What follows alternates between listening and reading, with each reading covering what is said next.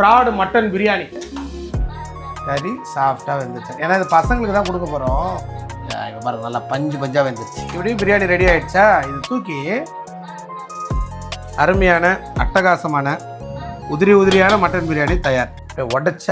உடஞ்சி போகுது அப்படியே. ஆஹா ஆஹா. மாமா உங்களுக்கு ஒரு டாஸ்க்கு.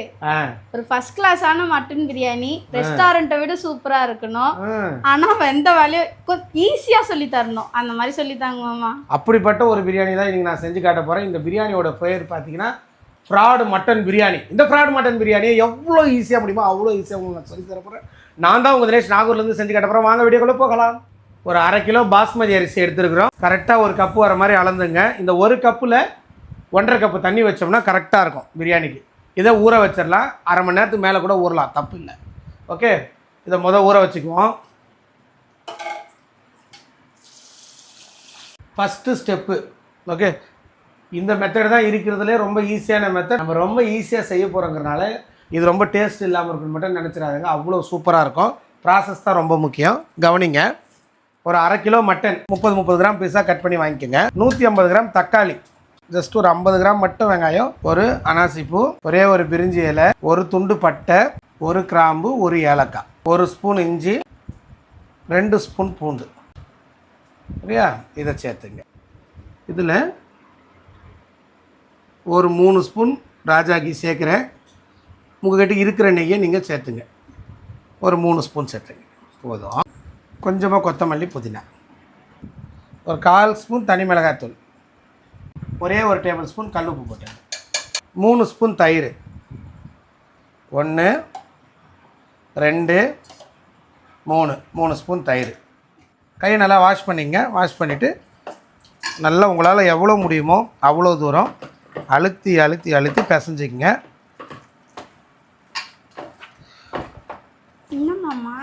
இது எல்லாத்தையும் நல்லா பிசைஞ்சிருங்க.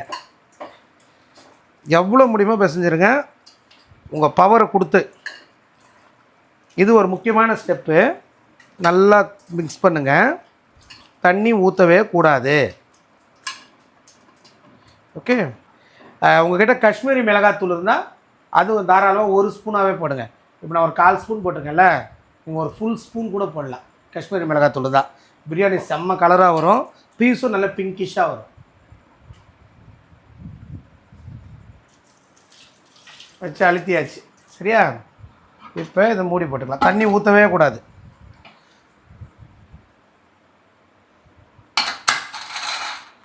இப்போ தான் அடுப்பு பற்ற வைக்க போகிறோம். இந்த பக்கம் அடுப்பை பற்ற வச்சுக்கலாம். உங்கள் வீட்டில் பரவாயில்ல 2 குக்கர் இருக்குது, அடுத்தடுத்து செய்கிறீங்க அப்படின்னு நினைக்க வேண்டாம். உங்கள் வீட்லேயும் குக்கர் ஒன்றே ஒன்று தான் இருந்துச்சுன்னா இது போட்டு எடுத்து பாத்திரம் மாற்றிக்கிட்டு அலசிட்டு திருப்பி இதிலே சமைக்கலாம். ஓகே, இப்போ நான் 2 பாத்திரம் இருக்கிறதுனால செகண்ட் ஸ்டெப் போயிடுறேன். செகண்ட் ஸ்டெப்புக்கு அடுத்த குக்கர் எடுத்துங்க. இதுக்கும் நீங்கள் அடுப்பு பற்ற வைக்க வேண்டாம். இதுக்கு வெங்காயம். ஆமாம், ஈஸியாக கேட்குறீங்களே, இங்கே வாங்க. 150 கிராம் வெங்காயத்தை இதில் போடுறோம். 1 ஸ்பூன் இஞ்சி, 1 ஸ்பூன் பூண்டு, பேலன்ஸ் இருக்கக்கூடிய மல்லி, புதினா, 150 ml ஆயில்,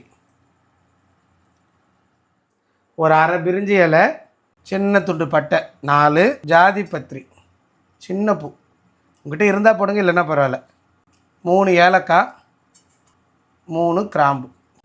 நல்லா மிக்ஸ் பண்ணுங்கள். டோட்டலாக 5 கிராம் மிளகாத்தூள் இதுக்கு போதுமானது. நம்ம கறிக்கு கொஞ்சம் போட்டிருக்கோம். கறிக்கு ஒரு ஹார்ட்லி 2 கிராம்ஸ் போட்டிருப்போம். மசாலாவுக்கு ஒரு 5 கிராம் போட்டுக்கலாம். சின்ன இது டேபிள் ஸ்பூனில் 1/2 ஸ்பூன் இதில் 5 கிராம் போட்டுக்கிறேன். சரி, இது போதும். இதையும் போட்டு நல்லா மிக்ஸ் பண்ணுங்கள். இன்னும் அடுப்பு பற்ற வைக்கல. சைடு தெரிக்காமல் சமம் பண்ணிடுங்க. குக்கரை மூடிடுங்க. இதுக்கும் தண்ணி ஊற்ற வேண்டாம். எப்போயாச்சும் சொல்லாமல் கொள்ளாமல் யாருனா வராங்கன்னா இப்படி ட்ரை பண்ணுங்கள். சூடாக வச்சு அவங்கள சர்ப்ரைஸ் பண்ணிவிடுங்க. இப்போ இதில் 1 விசில் வரணும், மட்டனில் 5 விசில் வரணும். உங்களுக்கு இருக்கிற டாஸ்க்கே எத்தனை விசில் எதில் வருதுன்னு கண்டுபிடிக்கிறதா. ஜஸ்ட் இது 1 விசில் வந்தால் போதும். உங்களுக்கு வதக்கிற வேலையே இல்லை. இந்த பக்கம் 5 விசில் வந்துட்டோம். வந்த உடனே நம்ம என்ன பண்ணலாம், அடுத்த ஸ்டெப் என்னங்கிறத பார்க்கலாம். Okay, thank you. ஒரு விசில் வந்துருச்சு, இதை அணைச்சிடலாம். பக்கத்தில் 2 விசில், ஹை ஃப்ளேமில் 2, லோ ஃப்ளேமில் 3 விசில் வந்துருச்சு. இப்போ அடுப்பு அணைச்சிக்கலாம். இந்த 5 விசில் வந்தது உடனே ப்ரெஷர் வராது, லேட் ஆகும். இந்த ஒரு விசில் விட்டோம்ல, அதை வேணால் எடுத்துடலாம். பாருங்கள், அந்த வெங்காயத்தில் இருக்கிற தண்ணி விட்டு அடி பிடிக்காமல் வந்திருக்கு. உங்களுக்கு அது மாதிரி அடி பிடிச்சிருன்னு ஒரு டவுட் இருந்தால் 1 ஸ்பூன் தயிரை கூட இதில் கலந்துங்க. அப்போ அடி பிடிக்காமல் கிளியராக வந்துடும். ஓகே, பயப்பட வேண்டாம். 1 ஸ்பூன் தயிர் விட்டோம்னா சுத்தமாக அடியே பிடிக்காது, சான்ஸே கம்மி. இப்போ அடுப்பை பற்ற வச்சிடலாம். இந்த பக்கம் இது சூடாகட்டும். இன்னும் நல்லா ஓப்பனில் வச்சு நல்லா ஹீட் பண்ணுங்கள். அதுக்குள்ளே இந்த ப்ரெஷர் வருதான்னு பார்ப்போம். 2 பச்சை மிளகா போட்டுக்கலாம். சும்மா வாசனைக்கு 2 பச்சை மிளகா போட்டுங்க. உங்களுக்கு வதக்கிறதுக்கு டைம் இல்லைன்னா குக்கரில் ஒரு விசில் விட்டுங்க. அப்படி இல்லை வதக்க நேரம் இருக்குன்னா இப்படியே போட்டு கூட நீங்கள் வதக்கிக்கலாம். சரியா? எப்படி வேணால் பண்ணிக்கலாம். ப்ரெஷர் வரல. சரி, ஒன்று பண்ணுவோம். இதில் எவ்வளோ தண்ணி இருக்குதுன்னு தெரியல. 1 கப் அரிசிக்கு 1.5 கப்பு தண்ணி ஊற்றிடுறோம். இது கொதிக்கிட்டோம். இதில் வந்து பார்த்திங்கன்னா மட்டனில் கொஞ்சம் தண்ணி இருக்கும், கொஞ்சமாக தண்ணி இருக்கும். அதனால் நீங்கள் கணக்கு வச்சுக்க வேண்டாம். சரியா? அது போட்டு குழப்பிக்கலாம் வேண்டாம். அரிசிக்கு நம்ம வைக்க வேண்டிய தண்ணி 1.5. இந்த மட்டன்லேருந்து கொஞ்சோண்டு தண்ணி வந்திருக்கும், அதை போட்டு நீங்கள் டிஸ்டர்ப் ஆக வேண்டாம். இது அப்படியே வரட்டும்.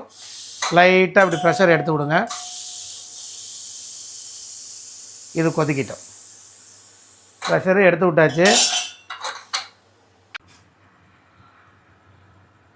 ஓகே, இதுலேயே இவ்வளோ தண்ணி இருக்குது. இதை போட்டு குழப்பிக்க வேண்டாம்.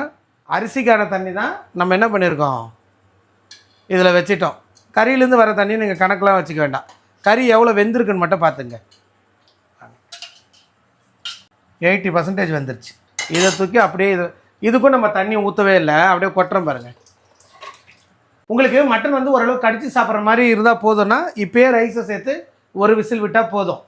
இல்லை குழந்தைங்க வயசில் பெரியவங்கெல்லாம் சாப்பிட்றாங்க, மட்டன் நல்லாவே வெந்துருட்டோம் அப்படின்னா இன்னும் 2 விசில் விட்டு ப்ரெஷரை எடுத்துடலாம். ஓகே, ஹை ஃப்ளேமில் 2 விசில் வரட்டும். மறுபடியும் 2 விசில் வந்துருச்சு. இப்போ அடுப்பை அணைச்சிடலாம்.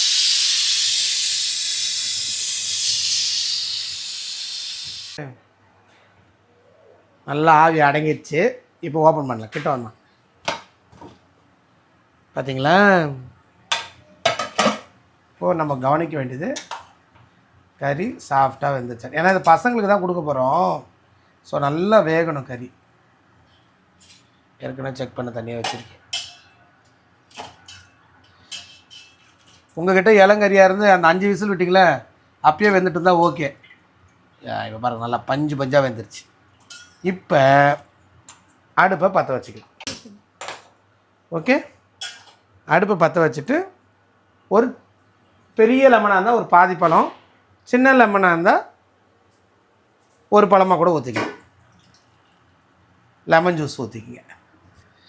அரிசியை 10 நிமிஷமாக இந்த மாதிரி வடிகட்டியில் கொட்டி வச்சுருக்கேன்.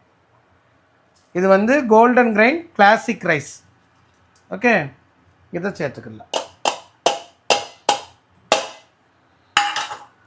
இப்போ மிக்ஸ் பண்ணுங்கள்.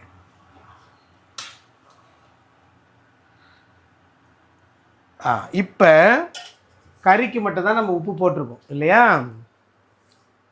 ஆல்ரெடி நம்ம என்ன பண்ணியிருந்தோம்னா அந்த கறிக்கு மட்டும் உப்பு போட்டிருந்தோம். இதுக்கு உப்பு போடலை, மசாலாவுக்கு உப்பே போடலை. வதக்கும் போதெல்லாம் செக் பண்ணிக்கலாம். அரை உப்பு இருக்குது. ஆல்ரெடி 1 டேபிள் ஸ்பூன் 12 கிராம் போட்டோம். இப்போ ஒரு 12 கிராம் கணக்கு. நல்லா மிக்ஸ் பண்ணிக்கோங்க. வேறு எதுவும் இதுக்கு தேவையில்லை.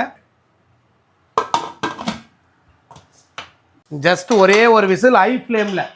ரைஸ் ஆட் பண்ணால் எப்போவுமே லோ ஃப்ளேம்லாம் வைக்கக்கூடாது. ஹை ஃப்ளேமில் ஒரு விசில் வைங்க, பக்காவாக பிரியாணி ரெடி ஆகிடும்.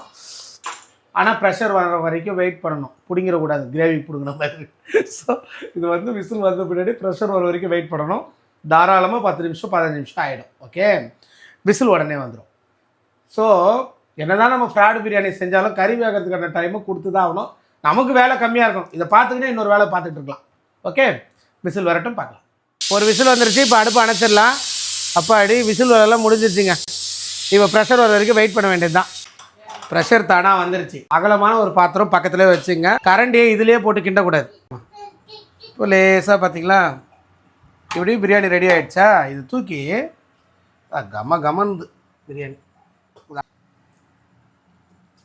அருமையான அட்டகாசமான உதிரியான மட்டன் பிரியாணி தயார்.